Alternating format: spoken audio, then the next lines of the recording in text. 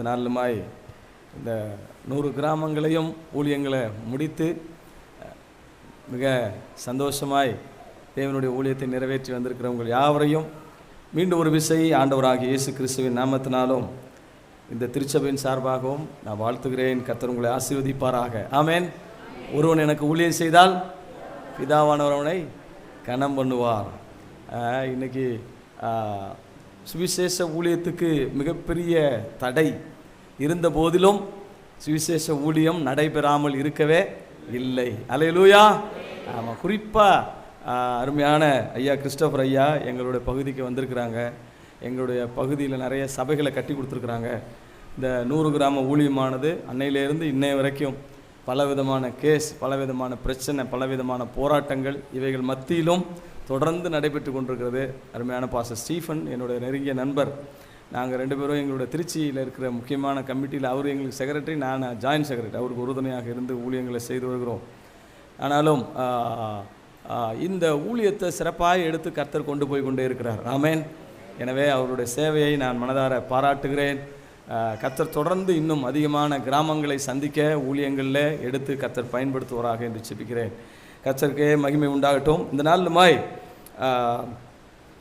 ரொம்ப முக்கியமான வேலை, ஒரு கேள்வி, ஊழியம் என்றால் என்ன?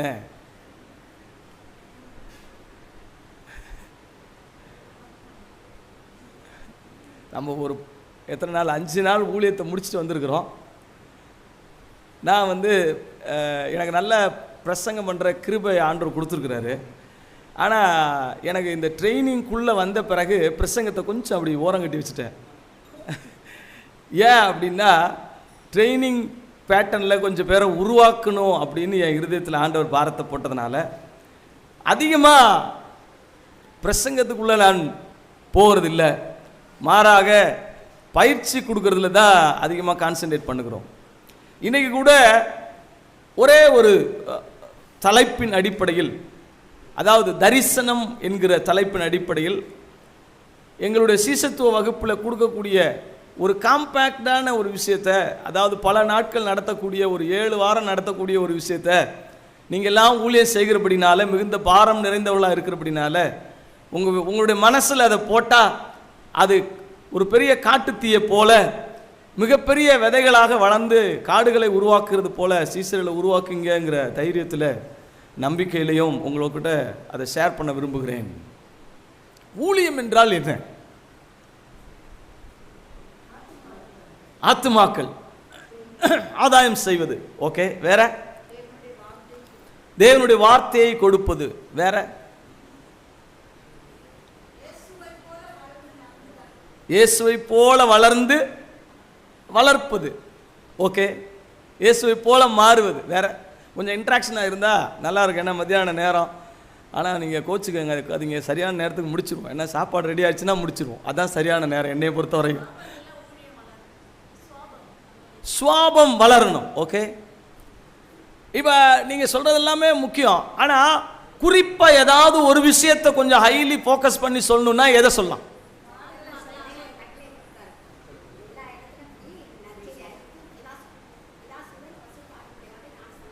ஓகே, ஒரு கட்டளையை கொடுத்துருக்கிறார், அது செய்யணும். வேற? பாடுகளை சகிக்கணும், ஆண்டவருக்காக வேலை செய்யணும், ஊழியம் செய்யணும். ஓகே, அப்போ அந்த ஊழியத்தில் நான் ரொம்ப சொல்லக்கூடிய முக்கியமான விஷயம், இப்போ கொஞ்சம் கேள்வியை மாற்றி கேட்குறேன், நீங்கள் அப்போ ஏதாவது கொஞ்சம் கண்டுபிடிக்கலையான்னு பார்ப்போம். ஊழியம் என்பது சபைக்கு உள்ளையா, சபைக்கு வெளியையா? ஏன்னா இப்போ மட்டும் எல்லாரும் சேர்ந்து சொல்கிறீங்க. அப்ப சபைக்குள்ள செய்யறது ஊழியம் இல்லையா? அப்ப சபைக்குள்ள செய்யறது ஊழியம்னா அப்ப ஏன் நீங்க சபையை விட்டு வெளியில வந்தீங்க? யாரா சொல்றீங்களே, ஏதோ சொல்றீங்களே, அது வேற இது வேற.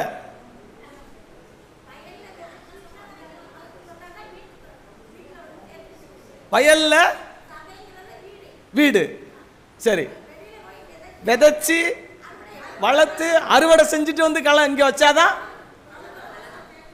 அதுக்கப்புறம் நாங்கள் எங்கள் சேர்ச்சில் தசம பாவத்தை குறித்து கேட்கும்போது சொல்லுவேன், எங்கள் அப்பா ஒரு விஷயம் சொல்லுவார். எங்கள் அப்பா ஒரு விவசாயி, நல்ல விவசாயி. எங்கள் அப்பா சொல்லுவார், விதை நெல்ல வேக வச்சு சாப்பிட்டவன் உருப்பிடுவாங்கிற சொல்லுங்க. பக்கத்தில் கையை பிடிச்சி சொல்லுங்க, விதை நெல்ல வேக வச்சு சாப்பிட்டவன் உருப்பிடுவாங்கிற. எனக்கு எங்கள் அப்பா சொல்லும்போது அன்னைக்கு புரியல, ஆனால் இன்னைக்கு விதை நெல்லுன்றது என்னது? அடுத்து விதைக்கிறது, அடுத்து விதைக்கிறது. எல்லா நெல்லையும் விதை நெல்லை வைக்க முடியாது, எல்லா நெல்லையும் விதையா வைக்க முடியாது. ஏதோ முதல்ல விளையிறது, தரமானது, முதல்ல பழுக்குது பாருங்க, அப்படி நல்லா விளைஞ்சி இருக்குது, அப்படி கொண்டு வந்து முத்தான மணிகளை விதை நெல்லா என்ன செய்வாங்க? ஆண்டவர் அதை தான் சொல்றாரு, முதற் பலன் அப்படின்னு சொல்றாரு, முதல் கனி அப்படின்னு சொல்றாரு, தசம பாகம் அப்படின்னு சொல்றாரு. அப்ப நீங்க அப்படி ஆண்டவருக்கு போடுறதுக்கு பேர் தான் ஊழியம். ஊழியத்திலே மிக முக்கியமான பிரதானமான ஊழியம் என்ன அப்படின்னா, அறியப்படாதவர்களை சந்திப்பது. கையை உயர்த்தி ஒரு அல்லேலூயா சொல்லமா? எனக்கு கீபோர்டு வாசிக்க தெரியும். Yes, I'm a music player. I can sing like a rock. அப்படியே மியூசிக் போடுறது, குதிக்கிறது நல்லா. அப்படி சிஸ்டர் வாரம் வாரம் ஒரு ஸ்கார்ப்பு கட்டிட்டு வருவாங்க, அப்படியே பக்காவான சேலை, அப்படி கலரு, ஹஸ்பண்ட் அண்ட் ஒய்ஃபு மேட்சிங்காக வருவாங்க சர்ச்சுக்குள்ள. ஏன் இருக்கட்டும், ரொம்ப சந்தோஷம்தான். ஆனால் அறியப்படாதவர்களை சந்திக்காம இங்க ஆடம்பரமா இருந்தா அதுல ஒரு பிரயோஜனமும். நான் அடிக்கடி சொல்லுவேன், பவுல் சொல்றாரு இல்லையா, சுவிசேஷம் சொல்லுவது என்னுடைய என் மேல் விழுந்த. பவுல் சொல்றாரு இல்ல, எருசலேம் முதல் இல்லிருக்கும் வரையிலும் சுவிசேஷத்தை என்ன செய்யறாரு? எப்படி? 14ஆம் அதிகாரம், ரோமர்கள் எழுதின புத்தகம் 14ஆம் அதிகாரம் 19ஆம் வசனம் வாசிங்க. நான் சுவிசேஷத்தை குறித்து அதிகமாக பேசணும்னு நினச்சேன், ஆனால் ட்ரைனிங்கை பற்றி, ஏன்னா சுவிசேஷத்தை பற்றி நீங்கள் எல்லாம் தேறி இருக்கிறீங்க. ஆ ஆ ஆ ஆ சாரி 15-19 வாசிங்க. சாரி 15-19 வாசிங்க. ரோமர் 15-19. இப்படி எங்க இருந்து? எருசலேம் துவங்கி சுற்றிலும் இல்லிருக்கும் தேசம் வரைக்கும் கிறிஸ்துவின் சுவிசேஷத்தை. அப்படின்னா என்ன அர்த்தம்? ஒருத்தனை விடல. பக்கத்தில் பார்த்து சொல்லுங்க, ஒருத்தனை விடல. என்கிட்ட மாட்டின 100 கிராமத்திலையும் ஒருத்தனை விடாம, ஒருத்திய விடாம சுவிசேஷத்தை சொல்லியிருக்கிறேன். பவுல் மாதிரி ஒரு பாரம் நிறைஞ்ச ஆளை நீங்க பார்க்கவே முடியாது. அதனாலதான் இயேசு கிறிஸ்து செத்து பேசுறாரு, அதே மாதிரி அவனும் அவனுடைய பாடுகளும் அவனுடைய வேகமும் அவனுடைய அந்த தீயும் இன்னைக்கு சபையில பற்றி எரிஞ்சுக்கிட்டே இருக்குது. காரணம் என்னன்னா, சுவிசேஷத்தின் மேலே அவனுக்கு இருந்த ஒரு அளவில்லாத அன்பு, அறியப்படாத மக்களை குறித்த மிகப்பெரிய தாக்கம்.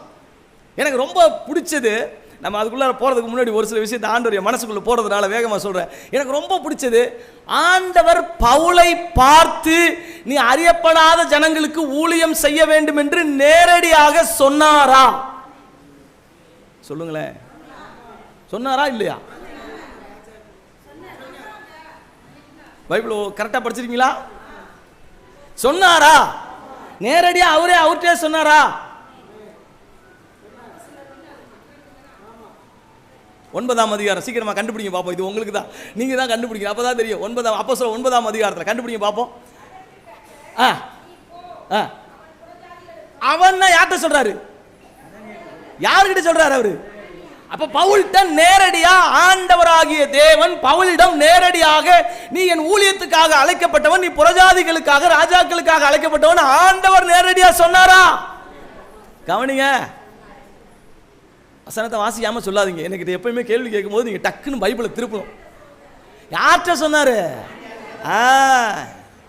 ஆனா இப்ப பவுல் பெரிய ஆளு, ஆனா பவுலுக்கு பாஸ்டர் சின்ன ஆளு. பவுல் பெரிய ஆளு, உங்க சபையில நிறைய பவுல் இருப்பாங்க, ஆனா பவுலுக்கு பாஸ்டர் சின்ன ஆளு.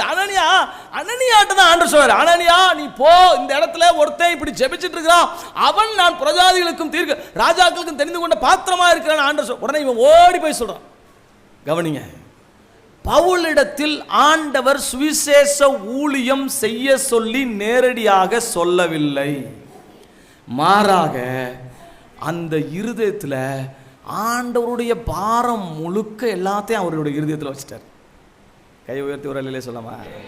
அப்ப அவரு நல்லா கவனிங்க, அவர் சொல்லல, ஆனால் பவுல் ஆண்டவருடைய இருதயத்தை உள்வாங்கினான். ஆண்டவரே, நான் வேலை செய்ய வேண்டுமானால், நான் ஊழியம் செய்ய வேண்டுமானால் எது முதலாவது, எது முக்கியம், எதை நான் பிரதானமாய் செய்ய வேண்டும்? அப்பதான் ஆண்டவர் சொல்றாரு, எப்பா நீ போற இடங்கள் எல்லாம் கவனமா இரு, ஜாக்கிரதையா இரு.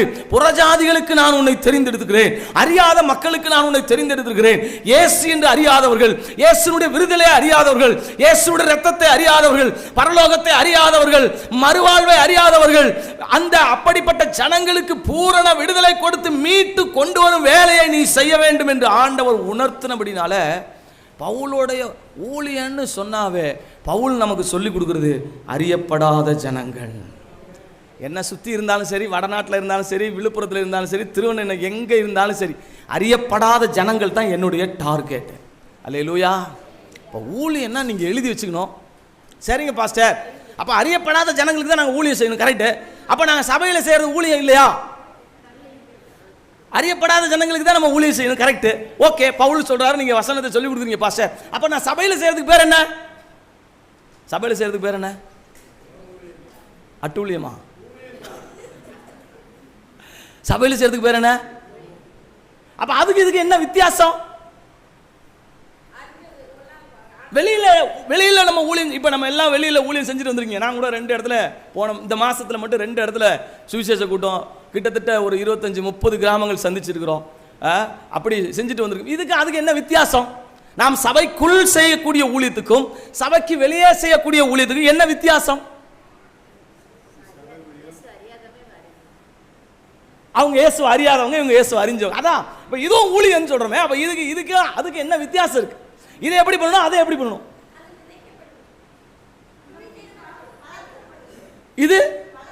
இது வளர்க்கறதுக்காக ஊழியம் செய்யறோம். அத இயேசு எங்கேயாவது விதைக்கிறதுக்கு போங்கன்னு சொல்லியிருக்காரா பைபிள்ல? அறுவடை செய்ய போங்கிறதான் 10ஆம் அதிகாரத்தை சொல்லும்போது சொல்றாரு, அறுவடைக்கு நிலங்கள் அறுவடை செய்ய போங்க. அவர் ஏற்கனவே விதைச்சு வச்சிருக்கேன்றாரு. கவனிங்க, சபைக்குள் செய்யக்கூடிய ஊழியத்துக்கு பேரு கடமை. இது என் சபை, நான் ரட்சிக்கப்பட்டேன், நானா ரட்சிக்கப்பட்டேன், ஆண்டவர் உணர்த்தி ரட்சிக்கப்பட்டனா, இல்ல பாஸ்டர் இல்ல 10 பேர் யாராவது கம்பல் பண்ணனால ரட்சிக்கப்பட்டமா? சொல்ல வேண்டியது எங்க கடமை. ரட்சிக்கப்பட்டது யார் ரட்சிக்கப்பட்டா? அவங்களாதான் ஒப்பு கொடுக்குறாங்க. இயேசு தான் உண்மையான தெய்வம், நான் ஏத்துக்கிறேங்க, பாவத்தில் இருந்து விடுதலை பெற்றுட்டேங்க, பாவம் இனி செய்ய மாட்டேங்கிற நம்பிக்கை இருக்குதுங்க, எனக்கு ஞானஸ்நானம் கொடுங்க அப்படி சொல்லி என்ன, அதுதான் ஒரு ஒரிஜினல் கன்ஃபெஷன். கவனிங்க, அப்ப சபைக்குள் செய்ய வேண்டியவைகள் கடமைகள். இதை நம்ம ஊழியம் சொல்ல முடியாது. நான் இது என் வீடு, இப்போ நான் சொல்கிறேன், நான் உங்களுக்கு தகப்பனா ஒரு 10 வருஷம் அப்பாவாக இருந்துட்டேன், ரொம்ப சலிச்சு போச்சு, நீங்கள் அப்பாவை மாற்றிக்கங்க, வேற யாராவது அப்பாவை வச்சு வீட்டு குடும்பத்தை நடத்திக்கங்க நான் சொல்ல முடியும்? சொல்லுங்களேன். இப்போ சபை என்பது அவருடைய இரத்தத்தினால மீட்கப்பட்டு வந்திருக்கிற நமக்கு இந்த சபைக்குள் இருக்கக்கூடிய வேலைகள் யாவும் கடமை, கட்டாயம் நான் செய்துதான் ஆக வேண்டும். நான் ரட்சிப்பை பத்திரமாக பராமரிக்கிறதும் காத்துக்கொள்வதும் என்னுடைய கடமை. நான் அதற்காக தொடர்ந்து விசுவாசத்தில் வளர வேண்டியது கடமை. அதற்காக சபை ஐக்கியத்தை விட்டுவிடாமல் இருப்பது கடமை. உபவாசிப்பது கடமை. என்னுடைய பரிசுத்தத்தை பாதுகாத்து கொண்டு மற்றவர்களுக்கும் என் குடும்பத்தையும் நான் காக்க வேண்டியது என்னுடைய கடமை. நான் என் சபையிலே அந்த சங்கத்திலே ஐக்கியத்திலே ஆராதிப்பது, உதவுவது, கொடுப்பது, செயல்படுவது, இது எல்லாமே என்னுடைய கடமை. இது யாரும் சொல்லிக் கொடுக்கல, நானா தீர்மானிக்கிறேன். இந்த சபைக்கு மெம்பராக போகிறேன், ஆண்டவராக இயேசு கிறிஸ்துவை ஏற்றுக்கொள்ள போகிறேன் என்று நான் நேசித்து, நான் தீர்மானித்து, நான் முடிவு செய்து, அவருடைய ரட்சிப்பை பூரணமாய் உணர்ந்தவனாய் நான் என்னை ஆண்டவருக்கு சரண்டர் பண்ணி, இனி நான் இல்லை, நீங்க உங்களுக்காக நான் எல்லாவற்றையும் ஒப்பு கொடுத்து வருகிறேன் என்று வருகிறோம். இப்போ நீங்கள் தெளிவாக புரிஞ்சுக்கணும். அப்போ சபைக்குள்ளே நடக்கிறதெல்லாம் நான் செஞ்சு தான் ஆகணும். இதில் காம்ப்ரமைஸ் கிடையாது, இதில் ஒரு பெரிய போட்டி கிடையாது, இதில் ஈகோ கிடையாது. ஆனால் தொடர்ந்து ஒரு ஆவிக்குரிய பிள்ளைகள் வளர வேண்டுமானால் ஒரு சில படிகள் இருக்குது. அதை தான் நான் இன்னைக்கு காமிச்சு கொடுக்கணும்னு நினைக்கிறேன். அதில் ஒரு சில படிகள் இருக்குது. இப்போ அந்த ஒரு சில படிகளை நான் கொஞ்சம் வேகமாக சொல்கிறேன், நீங்கள் நோட் பண்ணிக்கோங்க. அவர் கூட எங்களுடைய புக்லெட்டில் இருக்கிறத பற்றி உங்களுக்கு சொன்னார். 1, ஒரு நபர் சபைக்கு வரும்போது அவர் புறஜாதியாக இருக்கிறார். அவருக்கு பேர் அவிசுவாசி. அவிசுவாசி இயேசுவை விசுவாசித்து, அதாவது இயேசுவை, இயேசுவின் இரத்தத்தை, இயேசுனுடைய மரணத்தை, இயேசுடைய உயிர்த்தெழுதலை, இயேசுடைய வருகை விசுவாசித்து அதுக்கு தன்னை அர்ப்பணித்து உள்ளே வருகிறார். அவருக்கு பேர் விசுவாசி. ரெண்டாவது, ஒன்று அவிசுவாசி, ரெண்டாவது விசுவாசி. அவிசுவாசிக்கு விசுவாசிக்கு என்ன வித்தியாசம்? அவர் இயேசுவை விசுவாசிக்கல, இயேசு அவருக்குள்ள இல்லை, இவருக்குள்ள இயேசு இருக்கிறார், இயேசுவை விசுவாசிக்கிறார். விசுவாசியாக இருக்கிறவங்க, சபை முழுவதும் இருக்கிறவங்க எல்லாருக்கும் பேர் விசுவாசி தான். அங்கே கொஞ்சம் அந்த வளர்ச்சியை, அந்த ஹைரார்க்கிய வளர்ச்சி படிகளை நீங்கள் கொஞ்சம் பார்க்கணும். அதை தான் நான் இன்னைக்கு உங்களுக்கு சொல்லிக் கொடுக்க போகிறேன். ஒன்று விசுவாசியாக இருக்கிறார், அதுக்கப்புறம் எப்படி மாறுறாரு? விசுவாசியாக இருக்கவங்க எப்படி மாறுறாங்க? விசுவாசிக்கு என்ன? விசுவாசிக்கு முதல்ல எப்படி அவங்க மாறுறாங்க? முதல்ல இயேசுவை விசுவாசிக்கவே இல்லை. இப்போ நான் புற மதத்தை சேர்ந்தவன், வேற ஒரு மதத்தை சேர்ந்தவன், வேற ஒரு வழிபாடுகளில் இருந்தவன். இப்போ நான் இயேசுவை ஏற்றுக்கொண்டேன். இயேசு தான் என் பாவத்துக்காக ரத்தம் சிந்தி இருக்கிறாரு.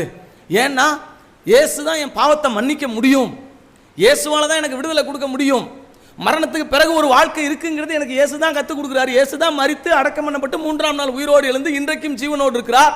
அவரை போல பரிசுத்தமாக வாழ கற்றுக் கொடுக்கறதுக்கு அவரால் மட்டும்தான் முடியும், வேற யாராலையும் முடியலன்னு நான் ஏற்றுக்கொண்டு பாவ அறிக்கை செய்து விட்டுவிட்டேன். பிறகு என்ன நடக்குது அப்படின்னா, விசுவாசிக்கிறவங்க சபையினுடைய அங்கத்தினராக மாறுகிறார்கள். இரண்டாவது படி, சபையினுடைய அங்கத்தினர். So Gentile become a believer and believer become a member of the search.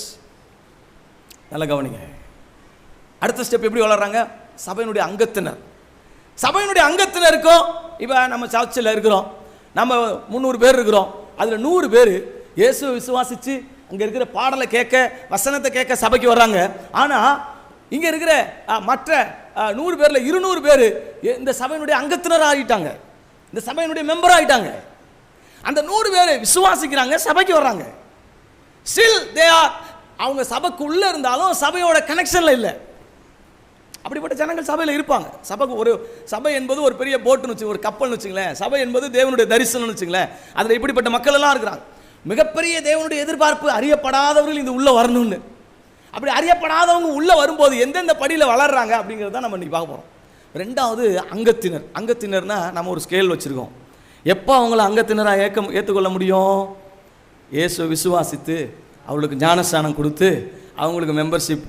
போன வாரத்தில் நான் ஒரு 5 பேருக்கு ஞானஸ்தானம் கொடுத்தேன். 2 பேர் இந்து ஃபேமிலியிலேருந்து வந்தவங்க, ஒருத்தவங்க கத்தோலிக்க குடும்பத்திலேருந்து வந்தவங்க, அவங்க மற்ற 2 பேர் புற மதத்திலேருந்து வந்தவங்க. அவங்களோட விசுவாசம் கொஞ்சம் வித்தியாசமாக. அவங்க சொன்னாங்க, 30 வருஷமாக ஆண்டவரை விசுவாசிக்கிறேன், ஆனால் இன்றைக்கி தான் நான் சபை அங்கத்தினராக மாற முடிஞ்சிச்சு. எங்கள் சர்ச்சில் ஒரு கட்டாயமான ஒரு டீச்சிங் இருக்குது. என்னன்னா, கணவனுக்கு தெரியாமல் மனைவிக்கு ஞானஸ்தானம் கொடுக்கக்கூடாது, மனைவிக்கு தெரியாமல் கணவனுக்கு ஞானஸ்தானம் கொடுக்கக்கூடாது. இது எல்லாரும் ஏற்றுக்கணுங்கிற அவசியம் இல்லை. பட் நாங்கள் அப்படி ஒரு ஏன்னா சபையை குடும்பத்தை உடச்சிடக்கூடாது. இப்போ ஒரு அம்மா என்ன செஞ்சிச்சு, ஞானஸ்தானம் எடுக்கும்போது திடீர்னு தாலியை கழட்டி கொண்டு பையில் போட்டுருச்சு. ஞானஸ்தானம் கொடுத்தாச்சு, எங்களோட பிரான்ச்சில் ஒரு இடத்துல நடந்துச்சு. அப்போ வீட்டுக்கு போகும்போது வீட்டுக்காரர் பார்க்குறாரு, என்ன நடந்துச்சு? இந்த அம்மா முடிவு பண்ணிருச்சு, இயேசுக்காக எவ்வளவு அடித்தாலும் அடி வாங்கிக்குவோம், என்ன அடிப்பான், அடித்து கொள்ளுவான், செத்தாலும் பரவாயில்ல, ஞானஸ்தானம் எடுப்போம். எடுத்துகிட்டு போயிடுச்சு. வீட்டில் அடின்னா அடித்து குரூப்பாக சேர்ந்து கார் எடுத்துகிட்டு வந்துட்டாங்க. என்ன ஆச்சுன்னு பார்த்தா, காணிக்க பெட்டியை விட்டு நாங்கள் எடுக்கல. திரும்ப போய் பார்த்தோம். அப்போ அவங்க வீட்டுக்கார் வரல, பசங்களை அனுப்பிவிட்டார். நான் சொன்னேன், இதை நீங்கள் போட்டதை ஏன் எங்களுக்கு சொல்லலை? இல்லை பாஸ்டர், நான் என் மனசில் ஒரு தீர்மானித்தேன், நீங்கள் ஜெபம் பண்ணி எங்கள் ஊருக்கு ஊழியத்துக்கு வந்தப்போ ஜெபம் பண்ணனால தான் என் வீட்டுக்கார் பொழைச்சார், இல்லைன்னா செத்துருப்பார். என் வீட்டுக்கார் உயிரோட எலும்புனா இது தாலி என்ன அடையாளம்? அவர் உயிர் தான் அடையாளம். நான் தாலியை போட்டுறேன் அப்படின்னு நான் தீர்மானிச்சிட்டேன் அப்படின்னு. ஏம்மா என்னமோ சொல்லுவாங்கல்ல, ஊரா விட்டு நெய்ய என்னமோ வலி தேங்காய் எடுத்து யாருக்கோ உடைச்சானா. அந்த கதையில் நான் கேட்டேன், இந்த தாலி நீ சம்பாரிச்சதா? இந்த தாலி யார் சம்பாரிச்சது? நீ சம்பாதிக்காத ஒரு காணிக்கையை கொண்டு வந்து கர்த்தருக்கு போட்டு எங்களை வில்லங்கத்தில் இழுத்து விட்டிய. இந்த தாலி யாரோடது? யார் கட்டினது? அவரில் தாலி போடணும் அப்படின்னு வெளியில் நின்னவரை கூப்பிட்டு சமாதானப்படுத்தி, ஐயா கோச்சுக்காதீங்க, நீங்கள் செத்து போயிருப்பீங்கன்னு உங்கள் அம்மா முடிவு பண்ணியிருக்காங்க, அதில் ஆண்டவர் கொடுத்ததுக்காக பொருத்தனை பண்ணியிருக்காங்க, தயவுசெய்து நீங்கள் கோச்சுக்காதீங்க அப்படி சொல்லிவிட்டு எடுத்துகிட்டு போங்க அப்படின்னு அனுப்பிவிட்டேன். அதுக்கு பிறகு திரும்ப அவங்க வந்தாங்க. பாஸ்டர் நாங்கள் தாலியை கொண்டு போனோன்னு திரும்ப அவர் படுத்துட்டாருனாங்க. நான் சொன்னேன், அவர் படுத்தா என்ன, அவர் எந்திரிச்சா என்ன, தாலி அவரோடது. அதை கேட்காம நீ கழட்டின தண்டனை ஓ மேலே வரும் அப்படி சொல்லி விட்டாச்சு. அதுக்கப்புறமா 2 பேரும் சேர்ந்து வந்து கிட்டத்தட்ட 8 வருஷம், ஆமாம் 8 வருஷம் முடிஞ்சு 9வது வருஷம் 2 பேரும் சேர்ந்து வந்து தாலியும் 1 லட்ச ரூபா காணிக்கையும் சபைக்கு கொடுத்துட்டு போனாங்க. கவனிங்க, தாலி என்பது ஒரு அடையாளம். என்னதுக்கு அடையாளம்? ஞானஸ்தானம் என்பது என்னக்கு அடையாளம்? அவருக்கு ஒரு அடையாளம். இப்போ நம்ம கிறிஸ்தவ முறையில் நம்ம அது செய்கிறதில்ல. ரிங்கு இப்போ ஒரு சிலர் ரிங்கு போட்டுக்கிறாங்க, இப்போ ரிங்கு போடுறதில்ல. ஒரு சிலர் வந்து பைபிள் மாத்திரம் மனசாட்சியில் தான் அப்படி சொல்கிறோம். ஆனால் ஞானஸ்தானம் எடுத்து சபையினுடைய அங்கத்தினர் ஆகிறதுக்குரிய அடையாளம் ஞானஸ்தானம். அதோடு நின்றுறாங்களா ஒரு சிலர்? ஞானஸ்தானம் எடுத்தாச்சு பாஸ்டர், அவ்வளோதான் முடிஞ்சு போச்சு. ஞானஸ்தானம் எடுத்தவங்க என்ன முடிஞ்சு போச்சு? நீங்கள் நல்லா கவனிங்க, சுவிசேஷம் என்பது நல்லா கவனிங்க. இப்போ நான் ஒரு விஷயம், இதை நீங்கள் ஒட்டு மொத்தமாக ஆவியில் புரிஞ்சுட்டா தான் முடியும். சுவிசேஷம் என்பது வெறும் டாக்ஸை தூக்கி போடுறது இல்லை. We need to bring the people to connect the Holy Spirit. புறஜாதியாய், இயேசுவை அறியாதவனாய், இயேசு இல்லாதவனாய், ரட்சிப்பு இல்லாதவனாய், பாவத்திலே மூழ்கி போய் கிடக்கிற அவனை பிடித்து இயேசுவை அறிமுகப்படுத்தி அவனுக்கு ரட்சிப்பை சொல்லிக் கொடுத்து பாவம் இல்லாமல் வாழ அவன் எப்பொழுது அவன் ஒரு தன்னிச்சையாக பரிசுத்தமாக வாழ முடியும் என்று நாம் நினைக்கிறோமோ அது வரையிலும் சுவிசேஷ ஊழியத்தினுடைய ரொட்டீன் இருக்கிறது. நம்ம ட்ராக்ஸ் கொடுக்குறது நாம் தப்பாக சொல்ல, ட்ராக்ஸ் இன்னும் நாங்களும் கொடுத்துட்ருக்கோம். போன வாரம் மட்டும் ஒரு 5,000-6,000 ட்ராக்ஸ் கொடுத்துருப்போம். ட்ராக்ஸ் கொடுக்கணும். நான் ட்ராக்ஸ் அடித்து வச்சுருக்கிறேன். எங்கள் ஸ்தாபனத்தில் இருக்கிற எல்லாரும் ட்ராக்ஸ் எடுத்துகிட்டு போகணும், புக்கை எடுத்துகிட்டு போகணும், நியூ டெஸ்ட்மென்ட் எடுத்துகிட்டு போகணும், பைபிள் கொடுக்கணும், எல்லாமே கொடுக்கும். அது அடுத்தது. கவனிங்க, நாம் அவங்களோட ஒரு மனுஷன் எப்போ பாவம் செய்ய மாட்டேன் அப்படிங்கிற நம்பிக்கை வரும்? எப்போ? புரியல? பாவம் செய்ய மாட்டேன்னு எப்போ நம்பிக்கை வரும்? இப்போ நீங்கள் போறீங்க, சுவிசேஷம் சொல்கிறீங்க, ரட்சிப்பு பற்றி சொல்கிறீங்க, கேட்டாங்க, ஜெபிக்கிறீங்க, விடுதலை கிடைக்குது, என்னமா நடக்குது. ஆனால் ரட்சிப்புக்குள்ளே வரக்கூடிய ஒரு மனிதனுக்கு எப்போ இனி நான் பாவம் செய்ய மாட்டேன் எனக்குள்ள, அல்லது இப்படி வச்சுக்கோமே, நீங்கள் போய் ஒருத்தருக்கு சுவிசேஷம் சொல்கிறீங்க, சொல்லிட்டு விடுதலை கொடுத்துட்டு வந்துட்டீங்க, அடுத்த நாள் திரும்ப வியாதியில் இருக்காங்க, திரும்ப போகிறீங்க. இப்போ நீங்கள் இன்றைக்கி ஊழியத்தை முடிச்சு நீங்கள் ஊருக்கு போயிட்டீங்க, ராபி பாஸ்டர்கிட்ட கொடுத்துட்டீங்க, ராபி பாஸ்டர் செஞ்சுட்டு இருக்கிறாரு, இப்போ போய் அவரும் பேசிகிட்டு இருக்கிறாரு, 1 முறை 2 முறை, அப்புறம் நேரம் இல்லைன்னு வச்சுங்களேன், அப்புறம் அடுத்து ஒரு சிலர் அனுப்புறாரு, அப்படி போயிட்டே இருக்கு. இப்போ ஒரு சிலர் வர்றாங்க, வசனத்தை கேட்குறாங்க, இன்னும் பாவம் இருக்கு, இன்னும் அக்கிரமம் இருக்கு. இப்போ அந்த விடுதலையை பூரணமாக எப்போ அவங்களால பெற்றுக்கொள்ள முடியும்? ஏசப்பா வரணும், வசனம் வரணும், பரிசுத்தாவினுடைய அபிஷேகத்தை. இந்த சைடு எல்லாம் உண்மையாகவே பேச மாட்டீங்களா? மனம் மாறணும். கரெக்ட், மனம் மாறணும், வசனம் உள்ள போய் கிரியை செய்யணும். அப்ப கவனிங்க, இது எல்லாத்துக்கும் முக்கியமா ஒண்ணே ஒன்று என்னன்னா, பரிசுத்த ஆவிய நாம என்ன செய்யணும்? அவங்களோட கனெக்ட் பண்ணணும். இது எல்லாத்துக்கும் ஒட்டுமொத்தமான ஒரு வார்த்தை, அபிஷேகத்தை நம்ம என்ன செய்யணும்? 1 யோவான் எழுதின புஸ்தகம் 2ஆம் அதிகாரம் 25ஆம் வசனத்திலிருந்து வாசிங்க பார்ப்போம். 1 யோவான் 2ஆம் அதிகாரம் 25ஆம் வசனத்திலிருந்து.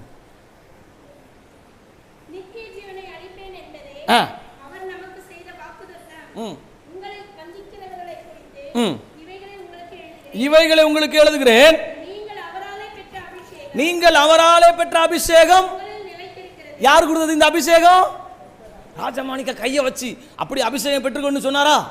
இல்ல, ராபி பாச கையை வச்சு அபிஷேகம். இதெல்லாம் இப்ப நல்ல கவனிங்க, நீங்கள் அவராலே பெற்ற அபிஷேகம் உங்களில் நிலைத்திருக்கிறது, ஒருவரும் உங்களுக்கு போதிக்க வேண்டியதில்லை. அந்த அபிஷேகம் எதை குறித்து? நல்ல கவனிங்க, எதை குறித்து? சொல்லுங்களேன் நல்லா அந்த வசனத்தை. எதை குறித்து?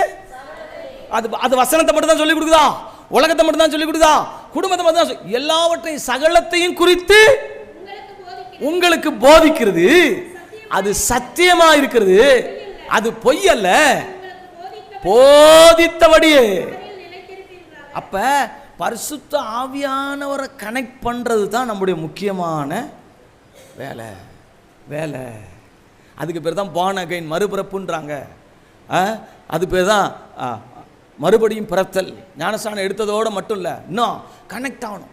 இப்போ நான் விசுவாசத்தில் நடத்தினேன் பாஸ்டர், இன்னைக்கு அவங்க தூணா இருக்கிறாங்க பாஸ்டர் சபைக்கு. அப்படின்னா எப்போ அவங்க பாவத்தை விடுவாங்க, எப்போ உலகத்தை விடுவாங்க, எப்போ இச்சைகளை விடுவாங்க? பரிசுத்த ஆவியானவர் உள்ள வரும்போது இதெல்லாம். அப்போ அந்த ஒரு விஷயத்தை தேடிக்கிட்டு இருக்கிற ஓட்டத்தை தான் நம்ம சுவிசேஷ ஊழியத்தில் ஓடுறோம். ஓடி போய் தேடிக்கிட்டே இருக்கிறோம்.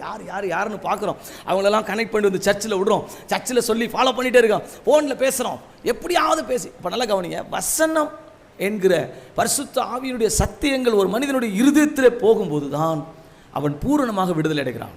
இப்போ ரட்சிப்பு முக்கியமா, சுகம் முக்கியமா? ஒருத்தவங்க படுத்து கிடக்குறாங்க, அவன் சாக போகிறான். இன்னும் 1 மணி நேரமோ 2 மணி நேரமோ டாக்டர் சொல்றாரு.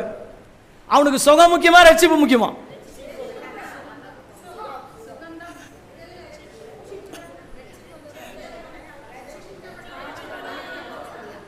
ரட்சிக்கப்பட்டு செத்தாதான்.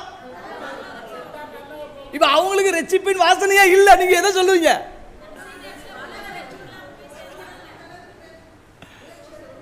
ஒருவேளை நீங்க ஜெபம் பண்ணி சுகத்தை கொடுத்தீங்கன்னா ரட்சிப்பு அடுத்த நாள் நடத்த முடியாதா?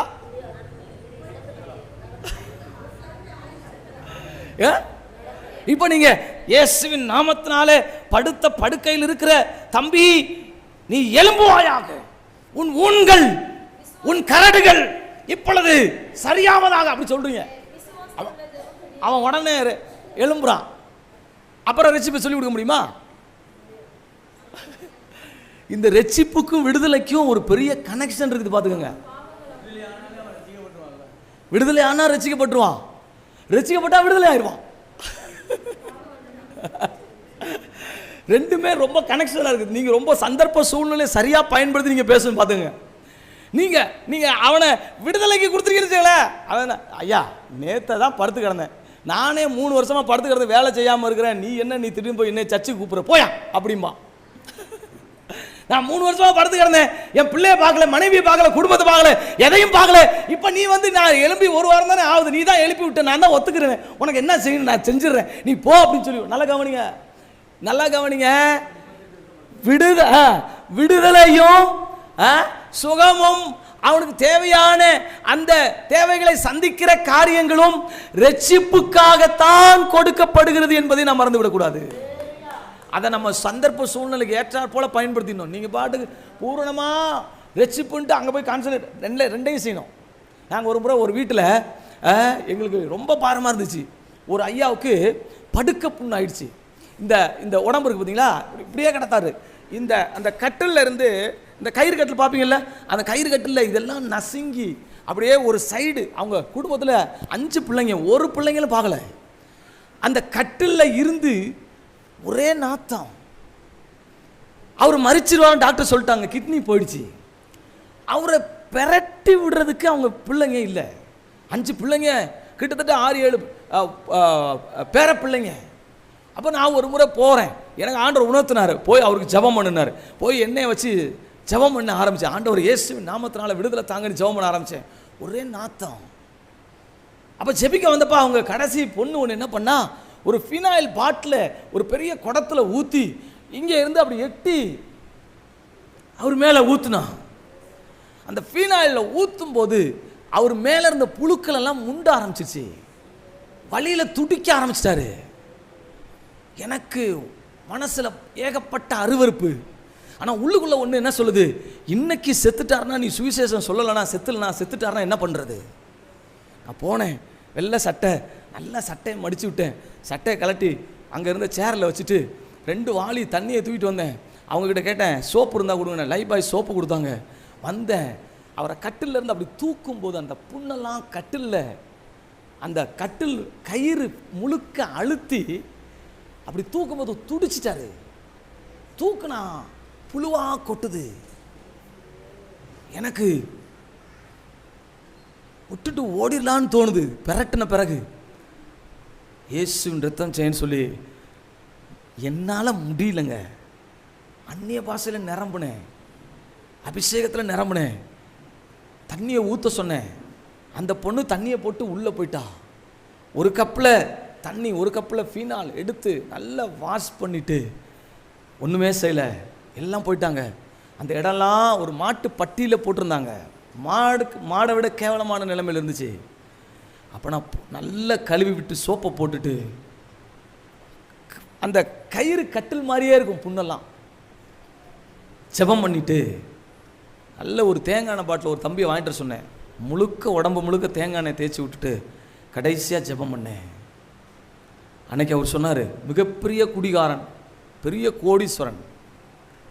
அவர் சொன்னார், தம்பி, இயேசுநாதருடைய அன்பு உங்களுக்குள்ளே இருக்கிறத பார்க்குறேன். நான் கை வச்சு ஜெபம் பண்ணேன். கண்களில் இருந்து தர தரையாக தண்ணி ஓடிச்சு.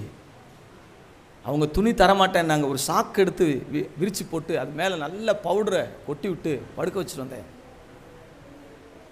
2 நாளில் செத்துருவார்னு எதிர்பார்த்தவர் கிட்டத்தட்ட 3 மாதம் இருந்தார். நான் போகும்போதெல்லாம் தொடச்சி விட்டேன். நடந்தது என்ன தெரியுமா? அந்த புண்ணு ஆறல, ஆனால் அவர் மனசுக்குள்ளே இயேசு பிறந்ததை அவருடைய சாவில் பார்க்க முடிஞ்சிச்சு. புண்ணு ஆறல, கடைசி வரைக்கும் ஆறல. புண்ணு ஆறாமல் கெதிச்சிட்டே இருந்துச்சு. போகும்போதெல்லாம் அதே வேலையை செஞ்சுட்டே இருந்தேன். எனக்கு அப்போ தான் புரிஞ்சிச்சு, சுவிசேஷம் சொல்கிறது ட்ராக்ஸு கொடுக்கறது மட்டும் கிடையாது, புண்ணை கழுவுறது சுவிசேஷம் சொல்கிறது தான். நடந்தது என்ன தெரியுமா? அவர் ஞானஸ்நானம் எடுக்கல. நான் போனோடனே சோத்திரம்னு கை, இந்த கை வராது, சோத்திரம் சோத்திரம் சோத்திரம். நடந்தது என்ன தெரியுமா? நான் விசுவாசிக்கிறேன், அவர் தேவனுடைய சமூகத்தில் இருப்பார் என்பதில் எந்த சந்தேகமும். சபை அங்கத்தினர், சபை அங்கத்தினர் அவிசுவாசி விசுவாசியாக வர்றாங்க, அடுத்தது சபை அங்கத்தினராக மாறுறாங்க. they want to connect with God, not to church. சபை அங்கத்தினர் என்பது they are not connecting to church, they are connecting to God. தேவனோடு இணைக்கப்படுகிறார்கள். சபையோடு இணைக்கப்படுகிறார்களோ இல்லையோ, அவர்கள் தேவனோடு இணைக்கப்படுகிறார்கள். அதான் ரொம்ப முக்கியம். நாம சுவிசேஷ ஊழியத்துக்கு போற நோக்கம் இந்த சபைக்கு ஆள் சேர்க்க இல்ல, தேவனோடு தேவனுடைய ஜனங்கள் இணைக்கப்படுவதற்கு போகிறோம். அல்லேலூயா. தேவனோடு தேவன் இருதயத்தில் தேடிக்கொண்டிருக்கிற, தேவனுடைய இருதயத்தில் தேடிக்கொண்டிருக்கிற, தேவனுடைய இருதயத்தில் அங்கலாய்க்கிற, தேவனுடைய இருதயத்தில் என்றைக்கு இந்த திருவெண்ணெய்நல்லூர் ரட்சிக்கப்படும், என்றைக்கு இந்த திருவெண்ணெய்நல்லூர் என்னை நோக்கி பார்க்கும் என்கிற அந்த ஆத்ம பாரத்தை நிறைவு செய்கிறவர்களாக நாம் போகிறோம். அதனால தான் வியாதியஸ்தனை பார்க்குறோம், அதனால தான் படுக்கையில் இருக்கவனை பார்க்குறோம், அதனால தான் அறியப்படாதவனை பார்க்குறோம். அதனால தான் நம்முடைய கண் எப்பயுமே யாரையாவது ஆண்டவருக்கு நேராக இழுத்து வந்து இந்த பரிசுத்த வாழ்க்கை வாழ்வதற்கு, சத்தியத்தின்படி வாழ்வதற்கு கனெக்ட் பண்ண வேண்டும் என்று நினைக்கிறோம். அங்கத்தினராக மாறுறவங்க அங்கத்தினராகவே இருக்காங்களா? ஞானஸ்நானம் எடுத்து 10 வருஷம் ஆனவன்னு அப்படியே இருக்காங்களா? என்ன நடக்குது? 20 வருஷம் ஆகுது, என்ன நடக்குது? என்ன சொல்கிறாங்க? ஒரு கிராமத்துலேருந்து வராங்க, சித்திலிங்க மடத்துலேருந்து ஒரு குடும்பம் வருது. ஒரு குடும்பம் வந்து என்ன சொல்லுது? அப்படியே 20 வருஷமா வந்துகிட்டே இருக்காங்களா? அவங்க என்ன செய்கிறாங்க? கொஞ்ச நாள் கழிச்சு சொல்கிறாங்க, பாஸ்டர், சித்திலிங்க மடத்துலேருந்து இவ்வளோ தூரம் நாங்கள் வர்றோம், இப்போ எங்கள் ஊரில் ஒரு ப்ரேயர் செல்லு. அப்படி வர்றவங்க என்ன செய்கிறாங்க? விசுவாசியாகவே இருக்காங்களா?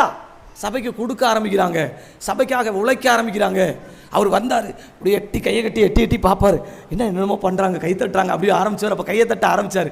அப்புறம் ஞானஸ்நானம் எடுக்க ஆரம்பித்தார். அதுக்கப்புறம் இப்போ அவராகவே கூட்ட ஆரம்பிக்கிறார், அவராகவே. அப்போ he will participate, பங்காளராக மாறுறார். அவிசுவாசி விசுவாசியாக மாறுறாரு, விசுவாசி சபை அங்கத்தினராக மாறுறாரு, வளர்கிறாரு. வளர்றவர் அப்படியே என்ன மாறுறாரு? சபை பங்காளர். பங்காளர்னா என்ன அர்த்தம்? பங்காளர்னா என்ன அர்த்தம் சொல்லுங்களேன்? பங்காளர்னா பார்ட்னர். சபையின் பங்காளர்னா என்னது? பாஸ்டர், நம்ம சபை தரிசனம் என்ன? நாம 100 கிராமத்துக்கு ஊழியம் செய்வோம். சரி பாஸ்டர், நானும் வர்றேன். நம்ம சபை தரிசனம் என்ன? நம்முடைய தாலுக்கா எல்லாத்துலயும் சபை கட்டணும், நானும் இணைஞ்சுக்கிறேன். பங்காளர். நல்லா கவனிங்க, இது எல்லாம் அடுத்தடுத்த படி வளர்ச்சி. பங்காளராக மாறுறாரு. பாஸ்டர், என்ன பாஸ்டர் செய்யணும்? ஆமாம், இந்த மீட்டிங் நடத்துறதுக்கு இவ்வளோ செலவாகுது பாஸ்டர், நானும் கொஞ்சம் கான்ட்ரிபியூட் பண்ணுறேன், என்னால் முடிஞ்சது. இந்த ஊழியத்துக்கு போகணும் பிரதர், என்ன செய்யணும்? பாஸ்டர், என் கார் இருக்குது பாஸ்டர், நீங்கள் ஏன் வாடகைக்கு எடுக்கிறீங்க? பங்காளர். பாஸ்டர் எனக்கு நீங்க சொல்லிக் கொடுங்க பாஸ்டர், நான் சித்திலிங்க மடத்துக்கு ஊழியத்துக்கு போறேன். பாஸ்டர் எனக்கு சொல்லிக் கொடுங்க பாஸ்டர், நான் சுவிசேஷத்தை பூரணமா சொல்றேன். பங்காளர், சபையினுடைய பங்காளராக மாறுறாங்க, தேவனுடைய பங்காளர். நம்ம எல்லாருக்கும் பேரு we are a partner of God. தேவனுடைய சபையினுடைய பங்காளர், தேவனுடைய ஊழியத்தினுடைய பங்காளர். நம்ம யாருக்கு தெரியுமா ஊழியம் செய்றோம்? யாருக்கு ஊழியம் செய்றோம்? ஆண்டவருடைய பங்காளர் நான். பரலோக பங்காளிகள் நாம். பரலோகத்துக்கு ஆளை பிடிக்கிறதுங்களா அல்ல, பரலோகத்தினுடைய மேன்மையை சொல்லி அந்த உன்னத நிலைமைக்கு அழைச்சி வர்ற உன்னதமான ஊழியத்தை செய்கிற ஊழியக்காரிகளாக நாம் இருக்கிறோம். பங்காளராக மாறுறாங்க. பங்காளராக மாறின பிறகு இப்போ அவிசுவாசியாக இருந்தவங்க விசுவாசியாக மாறினாங்க, விசுவாசியாக இருந்தவங்க விசுவாசியாக இருக்கவங்க அங்கத்தினராக மாறினாங்க, அங்கத்தினராக இருக்கவங்க பங்காளராக மாறுறாங்க. பங்காளராக இருக்கிறவங்க, இந்த பங்காளராக இருக்கிறவங்க தான் சபை தலைவராக மாறுறாங்க. அடுத்தது கவனிங்க, சபை தலைவர். சபை தலைவர்னா வொர்ஷிப் லீடர், அடுத்தது பிரேயர் லீடர், அடுத்தது வில்லேஜ் மினிஸ்ட்ரி லீடர். அப்புறம் எத்தனை லீடர்ஸ் இருக்கிறாங்க கவனிங்க. லீடர்ஸ் நிறைய பேர் இருக்கிறாங்க. காணிக்கை என்றதுக்கு லீடர்ஸ், சர்ச்சை மெயின்டைன் பண்ணுறதுக்கு லீடர்ஸ், நாங்கள் சர்ச்சை அப்போ பாஸ்டர்ஸுங்களை கவனிக்கிறதுக்கு ஒரு லீடர்ஸ். எல்லாத்தையும் கொடுக்க முடியாது, குழந்தைங்கள்ட்ட கொடுக்க முடியாது. அதனால் லீடர்ஸ்கிட்ட தான் பொறுப்பை கொடுக்க முடியும். அவங்க தான் அதை செய்வாங்க, அவங்க தான் அதை தரமாக பாதுகாக்க முடியும். எல்லாத்தையும் கொடுக்க முடியும். அந்த விசுவாசிகள்கிட்ட கொடுத்தோம்னா தெரியாது. அதனால் இப்போ பாட்டு பாடுறதுக்கு லீடர்ஸ், சங்கீதம் எடுக்கிறதுக்கு லீடர்ஸ், செய்தி கொடுக்கறதுக்கு லீடர்ஸ், கிராம ஊழியங்கள் செய்வதற்கு லீடர்ஸ், பராமரிப்புக்கு லீடர்ஸ், ஃபைனான்சியலுக்கு லீடர்ஸ், ஒவ்வொன்றுக்கும் லீடர்ஸ், தலைவர்கள். நல்ல கவனிங்க, தலைவர்களாக இருந்தால் போதுமா? வேகமா தலைவர்களாக இருந்தால் போதுமா? பத்தாது, அவர்கள் தகப்பன்களாக மாற வேண்டும். What is the difference between தலைவர் அண்ட் தகப்பன்? தகப்பனுக்கு தலைவருக்கு என்ன வித்தியாசம்? தலைவிக்கும் தாய்க்கு என்ன வித்தியாசம்? ஒரு தலைவி, ஜெபக்குழு தலைவி, ஒரு தாய், என்ன வித்தியாசம்? ஒரு சுவிசேஷ ஊழியத்தினுடைய தலைவி. இப்ப நீங்க ஒரு 5 பேர் கொண்ட ஒரு குழுவுக்கு தலைவியா இருக்கீங்கன்னு வச்சுங்களேன், ஒரு 5 பேர் கொண்ட குழுவுக்கு தாயா இருக்கீங்க. ரெண்டுக்கு என்ன வித்தியாசம் கவனிங்க. தலைவனா யார் வேணா இருக்கலாம், தாயா அதை நான் வந்தவொடனே சொன்னேன், அப்பா 25 வருஷமா நான் உங்களுக்கு தகப்பனா இருந்துட்டேன்ப்பா, இந்த சபையுடைய தலைவராகவும் இருந்துட்டேன், போதும் அப்படியே சொல்ல முடியுமா? ஊழியம் உறவாக மாற வேண்டும். ஊழியம் உறவாக மாறாவிட்டால் ஊழியம் வளரவில்லை என்று அர்த்தம்.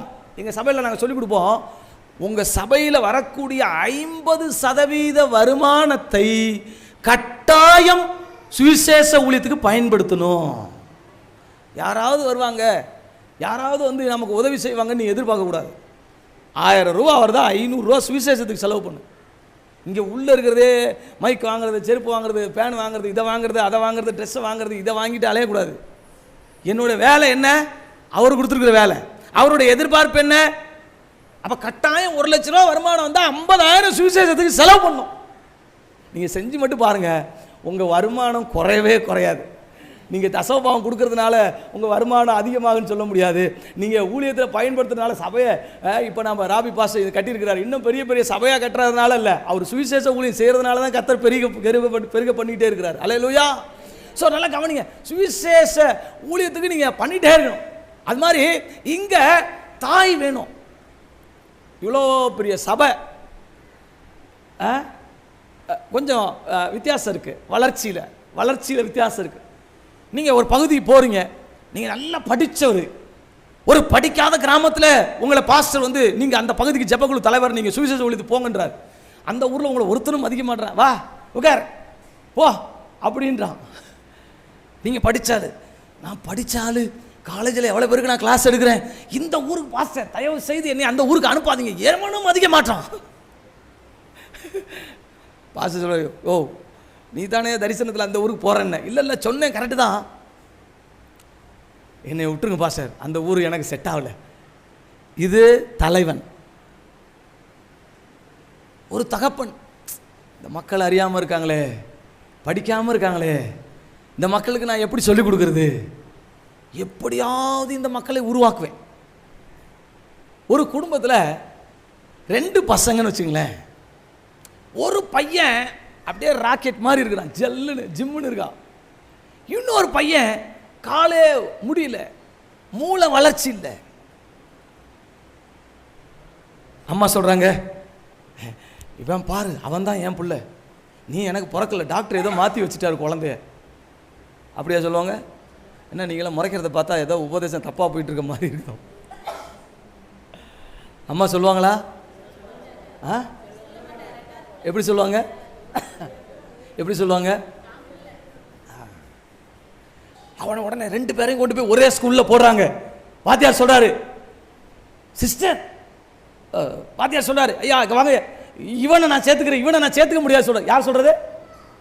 வாத்தியார். யாரு? யார் வாத்தியாரு? வாத்தியார்னா யாரு? பைபிள் சொல்லுது டீச்சர். பைபிள் டீச்சர், அவங்களுக்கு பேரு டீச்சர், பாஸ்டர்னு வச்சுங்களேன். ஐயா நல்லா இருக்கிறவனை இங்க உள்ள சார், கால் முடியாதவன் இங்க கொண்டு வராது, மனநலம் குட்டியவன் இங்க கொண்டு வராது. வாத்தியார் விட்டுறாரு, பள்ளிக்கூடத்துல இருந்து விரட்டி விட்டுறாங்க. அப்பா வீட்டுல இருந்து விரட்ட முடியுமா? கவனிங்க, விரட்ட முடியுமா?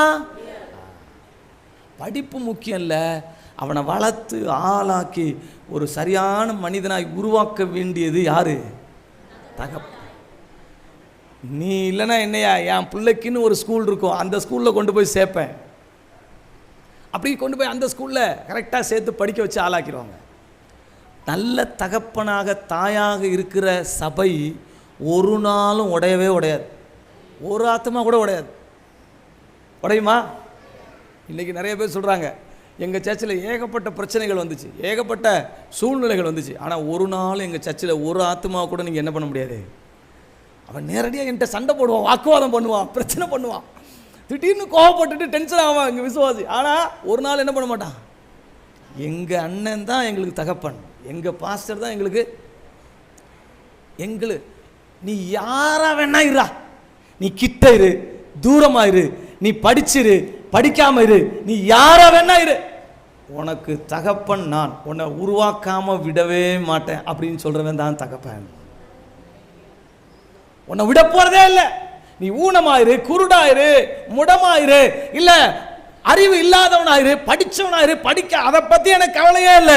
உன்னை உருவாக்கி உன்னை பரிசுத்தமா மாத்தி தேவனுக்கு பிரியமான பாத்திரமா மாத்துறது தான் என்னுடைய. அதான் ஒரு தாய்.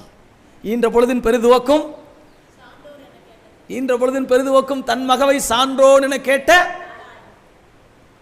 எந்த குழந்தையும் மண்ணில் பிறக்கையில் நல்ல குழந்தைகளே, அவர் நல்லவராவதும் தீயவராவதும். ஆமா, அப்பா வளர்ப்பதுலேன்னு இல்லை. அப்ப ஒரு போதகன், ஒரு ஊழியக்காரன் தாயாகவும் தகப்பனாகவும் இருக்க வேண்டும். அந்த இருதயம் ரொம்ப முக்கியம். தப்பு செஞ்சுட்டானா உடனே அடிக்கிறது. ஒரு சில ஆளுங்களை பிரசங்கத்தை பார்த்துருக்கேன், அவன் தப்பே சொல்லிட்டு இருப்பான். பிரசங்கத்தில் பார்த்தா இவன் என்ன செஞ்சா தெரியுமா, அவன் என்ன செஞ்சா தெரியுமா, இந்த தப்பு தெரியுமா, அந்த தப்பு தெரியுமா, ஊரே தப்பு ஃபுல்லாக பேசிகிட்டே இருப்பார். இவர் ரொம்ப யோக்கியம் மாதிரி. கவனிங்க, தாய். எங்கள் வீட்டில் நாங்கள் 7 பேர். என் தம்பி ஏதாவது தப்பு பண்ணுவோம். இந்த தகப்பனுடைய இருதயம் வர்றதுக்கு முன்னாடி எனக்கு சொல்லுன்னு கோபம் வரும். நான் போய் எங்கள் அம்மாட்ட சொல்லுவேம்மா, நீங்கள் கொடுக்குற செல்லத்தினால தான் அவன் அப்படி பண்ணுறான் அப்படிமே. எங்கள் அம்மா ஒன்றுமே பேச மாட்டாங்க, பேசாமல் இருப்பாங்க. நானும் என் இன்னொரு தம்பி இருக்கோம், 2 தம்பி போய் கடைசி தம்பியை கம்ப்ளைண்ட் பண்ணுவோம். அவங்க அப்படியே மனசுக்குள்ளே வாங்கிட்டு பேசாமல் இருந்துட்டு, உங்களையும் இதே வயத்தில் தான் பெற்றேன், அவனையும் இதே வயத்தில் தான் பெற்றேன், அதுக்கு என்னைக்கு ஆண்டவர் விமோச்சனை விடுதலை வச்சிருக்கிறாரோ, உனக்கு இவ்வளோ பெரிய அறிவையும் ஞானத்தையும் கொடுத்த கடவுள் அவனுக்கு கொடுக்க மாட்டாரா? உனக்கு கொஞ்சம் முன்னாடி கொடுத்துட்டாரா, அவனுக்கு கொஞ்சம் பின்னாடி கொடுப்பாருப்பாங்க. எங்களுக்கா சவுக்கு எடுத்து அடித்த மாதிரி இருக்கும். அப்புறமா சொல்லுவேன், இருந்தாலும் நீங்கள் செல்லம் கொடுக்குறீங்க, போடா போ, எனக்கு தெரியும் ஆண்டவர் அவனுக்கு ஒரு நேரத்தை வச்சிருக்கிறார், அவனை மாற்றுவார். எங்களுக்கு நம்ம எவ்வளவு வேகமாக வளரணும், நீ என்ன இப்படி இருக்க. ஆனால் தாய்க்கு நீ பொறுமையாக வளர்ந்தா. இந்த பென்கர்னு ஒரு படம் இருக்கும், பார்த்துருக்கீங்களா? பென்கர். இப்போ குதிரை ரேஸ் வைப்பாங்க. அப்போ அந்த குதிரை ரேஸில் பென்கர் போய் தன்னோட குதிரையை தட்டி கொடுத்து சொல்லுவான், if you not win in the first round you must win in the last round.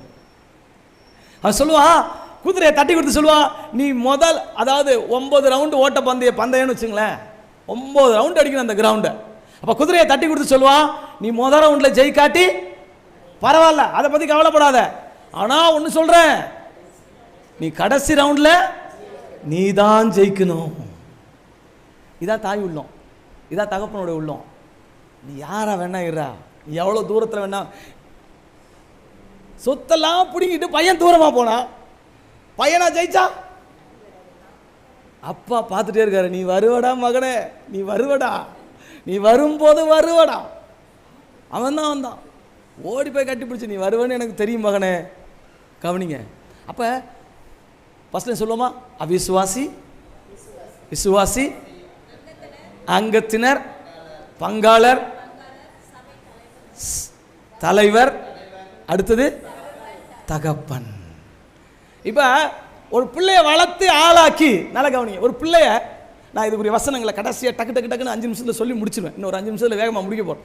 ஒரு பிள்ளைய வளர்க்குறோம், என்ன சூழ்நிலையில் வளர்க்குறோம்? கருவில் இருக்குது குழந்தை, அதுக்கப்புறம் பிறந்த குழந்தை, அதுக்கப்புறம் வேகமாக சொல்லுங்கள், அதுக்கப்புறம் கொஞ்சம் வேகமாக சொல்லுங்களேன். கருவில் இருக்க குழந்தை, அடுத்தது பிறந்த குழந்தை, அடுத்தது வளர்ற குழந்தை, அடுத்தது வாலிபம், அடுத்தது திருமணம். திருமணம் ஆன உடனே முடிஞ்சுதா? அதுக்கப்புறம் என்ன ஆகணுங்க? அப்ப அவங்களோட பேர் தாய் தகப்பனா மாறுது. தாய் தகப்பன் ஆன உடனே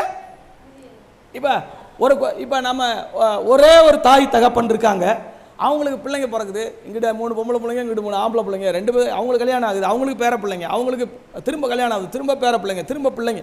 ஒரு பெரிய கூட்டு குடும்பத்துக்கு பேர் தான் தேவனுடைய சபை. பெரிய கூட்டு குடும்பத்துக்கு பேர் தான் தேவனுடைய ராஜ்யம். அப்ப ஒரு ஒரு பிள்ளை, ஒரு பையனுக்கு கல்யாணம் ஆன உடனே அவனை என்ன பண்றோம்?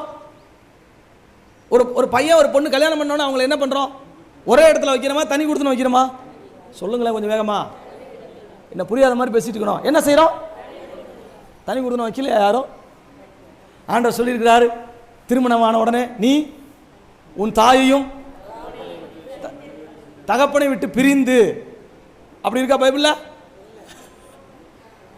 உன் தகப்பனையும் தாயை விட்டு பிரிந்து, அப்படி இருக்கா பைபிள்ல? ஆமா. அவங்களோட எப்பா இதுவரைக்கும் நீ எப்போ பார்த்தாலும் அவங்களோட பேசிக்கிட்டு இருந்தப்பா, இப்போ நீ உன் மனைவி கொஞ்சம் பேசுங்கப்பா அப்படி சொல்லி நீங்க இசைந்து அவங்களோட பிரிஞ்சுன்னு பைபிளில் இல்லை. எபேசியர் புத்தகத்தில் 5ஆம் அதிகாரத்தில் பார்த்தீங்கன்னா இல்லை. இசைந்து, யாரோட இசைந்து? நீ உன் மனைவி இசைந்து. அப்போ கவனிங்க, அவங்கள தனியாக ஒரு ஊழியத்துக்கு பொறுப்பு. அப்போ தாய் உள்ள இருக்கிறவங்க, யார் ஊழியத்துக்கு வர்றாங்களோ அவங்கள அனுப்பக்கூடாது. தாய் உள்ள இருக்கிறவங்க, தகப்பன் உள்ள இருக்கிறவங்க, அவங்க தான் ஊழியத்துக்கு போகும்போது நிறைய. ஆமாம், கல்யாணம் ஆகாமல் ஒருத்தவங்க குழந்தை வைக்க முடியுமா? முடியாது. அது மாதிரி தாய் இருதயம், தகப்பன் இருதயம் இருக்கிறவங்க ஒருத்தனை என்னன்னு சொல்கிறான் அவனை உருவாக்காமல் விட மாட்டேன். ஒரு சிலர் போவாங்க, பாஸ்டர் திரும்பி வந்து சொல்லுவாங்க, பாஸ்டர் எனக்கு இந்த ஊழியத்தில் நம்பிக்கையே இல்லை பாஸ்டர், நான் ஒரு வீட்டுக்கு தொடர்ந்து போய் ஆண்டவர் அந்த வீட்டோட கடனை அடைக்கணும்னு நான் பேசிட்டு இருக்கிறேன், ஆண்டவர் செய்ய மாட்டாரு, ஆண்டவர் செஞ்சாதானே அந்த வீட்டுக்கு எனக்கு சாட்சி வரும். இது இல்லை. புரிஞ்சு உணர்ந்து ஒருத்தனுடைய ரட்சிப்புக்காக பாடுபடுகிற அந்த இருதயத்துக்கு பேர் தான் தாய் இருதயம், தகப்பனுடைய. அவங்கள தனியாக ஊழியத்துக்கு நீங்கள் அனுப்பலாம். அவங்க குரூப்பாக 2 பேரா 3 பேரா அனுப்பலாம். அவங்க போகிறாங்க இல்லையா? இப்போ முதல்ல அவிசுவாசின்னு, 2வது விசுவாசின்னு, 3வது அங்கத்தினர் சொன்னேன், 4வது பங்காளர்னு சொன்னேன், 5வது தலைவர்னு, 6வது தகப்பன்னு சொன்னேன். இப்போ அப்படி அவங்கள அனுப்புகிற ஊழியத்துக்கு பேர் தான் அப்போஸ்தல ஊழியம், அப்போஸ்தலர்கள். அப்போ ஒரு விசுவாசி சபைக்குள்ள வந்துட்டா அவன் தன்னிறைவு அடைவதற்காக வரவில்லை, தேவனுடைய நிறைவை பூர்த்தி செய்வதற்காக அவன் சபையிலிருந்து புறஜாதிகளுக்கு அனுப்பப்பட வேண்டும். அந்த வேலையை தான் இன்னைக்கு 100 கிராமத்திலிருந்து நீங்கள் எல்லாரும் இந்த பகுதிக்கு சிறப்பாக செஞ்சுருக்கிறீங்க. அல்லேலூயா. அப்போ நாம் சபைக்கு வந்துட்டோம், 20 வருஷமாக ஒரு சபையிலே உட்கார்ந்துருக்குறோம். இந்த பில்லர் யார் தெரியுமா? என் செலவில் கட்டுனது. இந்த ஃபேன் யார் தெரியுமா? என் செலவில். இதெல்லாம் முக்கியம், அதெல்லாம் கடமை. அதில் ஒன்றும் நம்ம பெருசாக எழுதி போட்டுட்டு இருக்க வேண்டிய அவசியம் இல்லை. ஆனால் வளர வேண்டியது யாராக மாறணும்? அனுப்பப்படுகிற, தனி குடித்தனமாக அல்லது அறியப்படாதவர்களை சந்திக்க போகிற அனுப்பப்படுகிற கூட்டமாய் நீங்கள் மாற வேண்டும். கையை உயர்த்தி. ஏன் அனுப்பப்படணும் அப்படிங்கிறத வேகமாக முதல்ல திரும்ப ஒரு முறை சொல்லிடுவோமா? அவிசுவாசிகள் எப்படி வளர்றாங்க? விசுவாசியா வளர்றாங்க. விசுவாசிகள் அங்கத்தினரா வளர்றாங்க. அடுத்தது பங்காளரா வளர்றாங்க. அடுத்தது பங்காளர்கள் தலைவர்களாக வளர்கிறார்கள். தலைவர்கள் தகப்பன்களாக வளர்கிறார்கள். தகப்பன்களாக வளர்ந்தவர்கள், தகப்பன்களாக வளர்ந்தவங்க.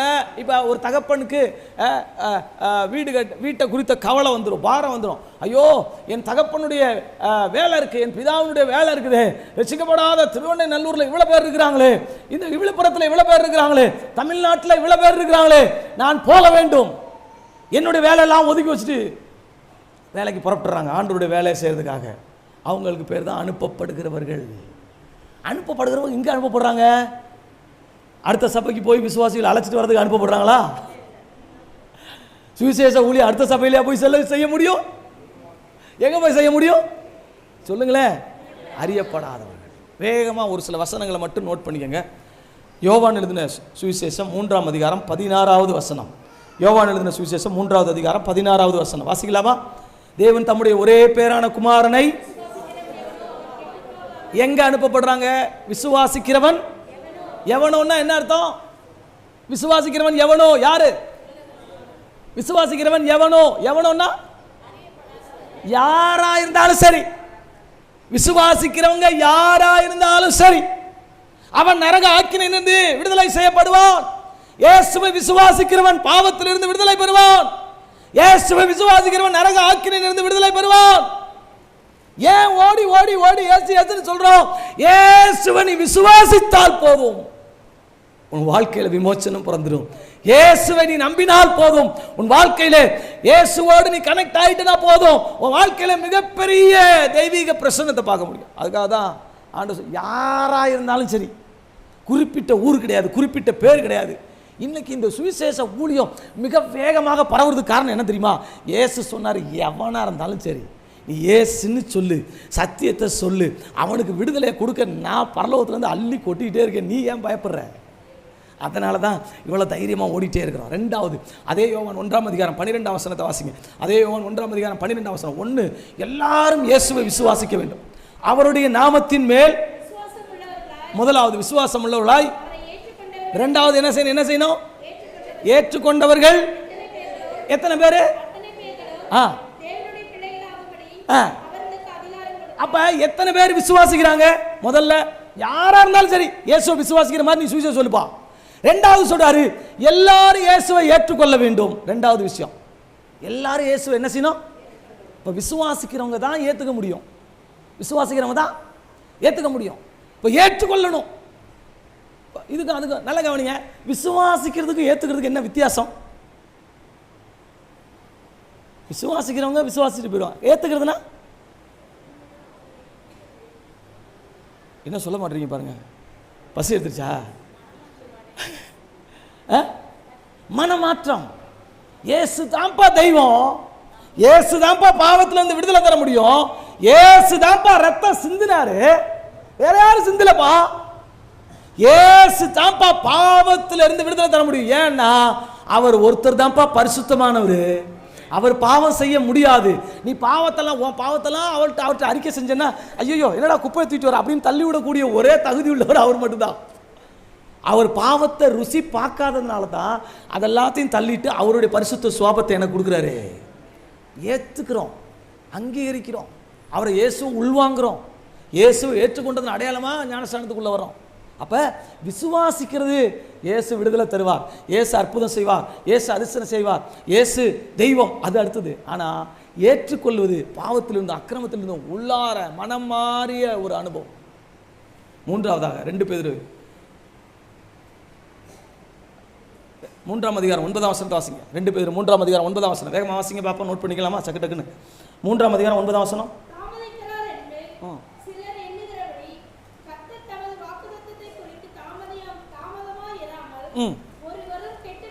ஒரு யார் கெட்டு போயிட கூடாது?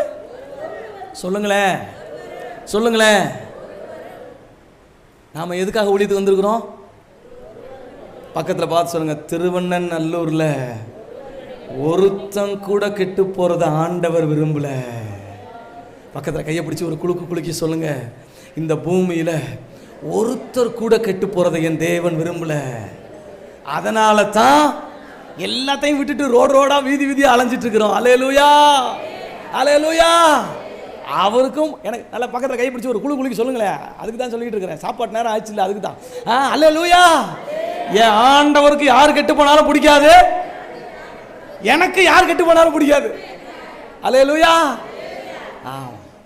நம்ம அம்மா மாருங்க தக்காளி சாதம் கெட்டு போனா கூட விடாமல் சாப்பிட்றவங்க, ஆத்துமா கெட்டு போனால் விட்டுருவாங்களா? கட்டு சோறு கெட்டு போனால் கூட விட மாட்டாங்க. அது என்ன பண்ணுது, சாப்பிட்ருவோன்னு சாப்பிட்ற தாய்மார்கள் ஆத்துமா கெட்டு போனால் விடுவாங்க. ஆண்டவர் சொல்றார், ஒருத்தன் கெட்டு போகக்கூடாதுரா. நான் சிலுவையில் சிந்தின ரத்தம் நான் விளைக்கிறேன் கொடுத்தது எதுக்கு தெரியுமா? திருவண்ணூர்ல ஒருத்தர் கூட கெட்டு போக. நான் சும்மா சாதாரண ஆள் நினைக்கிறியா? உனக்கு இவ்வளவு பெரிய அபிஷேகத்தை கொடுத்துருக்கிற நோக்கம் சாதாரணமானது நினைக்கிறியா? உனக்கு இவ்வளவு பெரிய விடுதலை கொடுத்துருக்கிற நோக்கம் ஏதோ சும்மா 1-2 எங்கேயோ அங்கங்க போய் 1-2 வந்தா வருது போனா போகுதுன்னு சுவிசேஷம் சொல்றது நினைக்கிறியா? இல்லை. தெரு முழுக்க ஆராதனை நடக்கும், ஊர் முழுக்க ஆராதனை நடக்கும், தெருவெல்லாம் இயேசுவின் நாமம் சொல்லப்படும் நேரம் வந்தே தீரும்.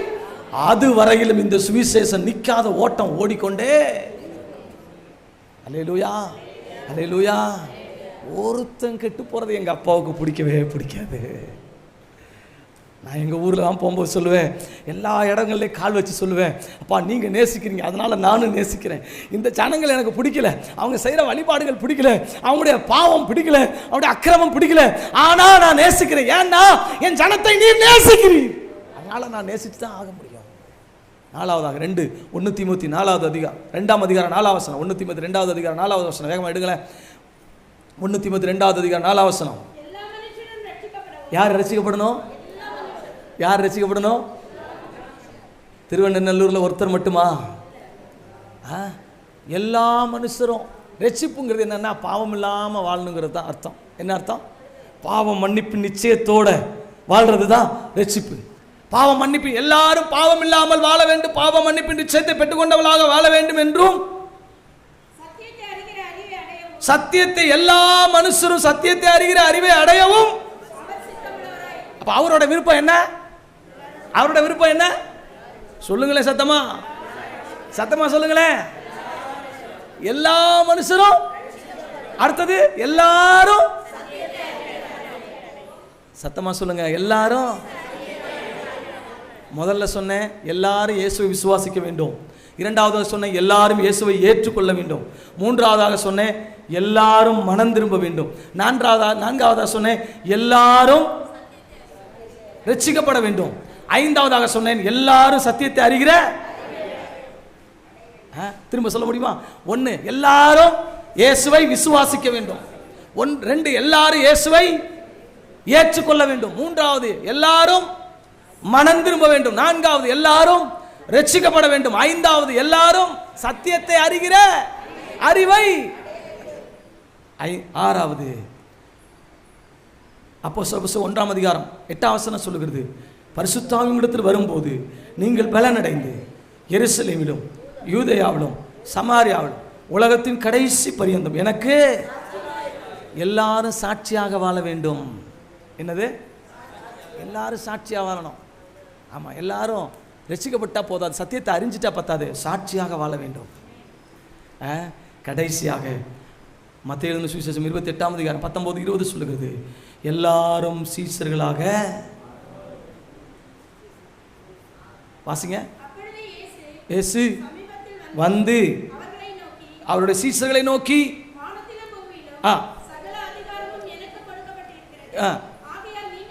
என்ன சொன்னாங்க? என்ன சொல்றாரு? நீங்க இயேசுவே சொல்றாரு, நீங்கள் புறப்பட்டு போய் சகல யார எவ்வளவு பேரை சீஷராக சொன்னாரு? 1-2 பேரா? சொல்லுங்களேன் கொஞ்சம். 1-2 பேரா? ஒருத்தர் மட்டும் சொன்னாரா? இதை நீங்க புரிஞ்சுக்கணும். இன்னும் கொஞ்சம் நாள்ல நடக்க போதுங்க. நீங்க என்னதான் நமக்கு விரோதமாக, ஆனா ஒண்ணு மட்டும் சொல்றேன், ஊரா குடும்பமா தெரு இனிமேல் ஞானஸ்தானம் தெருவா நடத்தணும். கையை உயர்த்தி அல்லேலூயா சொல்லுங்க. ஆமா, வீட்டில் ராணி அக்கா ரத்தத்தால் ஜெயம் பாட்ட ஆரம்பிச்சாங்கண்ணா, கடைசி வீட்டில் இருக்கிற பழனியம்மாக்கா அங்கே இருந்து இருடி நானும் வர்றேன் பாட ஆரம்பிக்கணும். முதல்ல 7 மணிக்கு குடும்ப ஜபங்கிறது மாற்றி 7 மணிக்கு மாலையில தெரு ஜபமா மாறணும். இரவு ஜபம் டெய்லி நடக்க போகிறது.